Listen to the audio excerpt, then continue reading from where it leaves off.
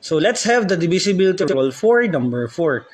If a number is divisible by 4, the last 2 digit must be divisible by 4. Ibig sabihin guys, ang check lang natin yung last 2 digit. For letter A, check natin guys ang last 2 digit which is 12. Kaya po, itong number na to, 512 ay divisible by 4. For 230, ang 30 po ay hindi divisible ng 4. Kaya po, hindi rin divisible po ang 230 by 4. So this number, 1,116, ang 16 po ay divisible ng 4. Therefore, the same number is divisible by 4. So, same rule will be applied for letter D and letter E.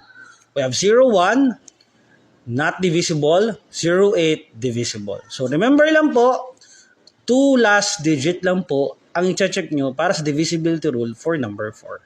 Salamat po and God bless.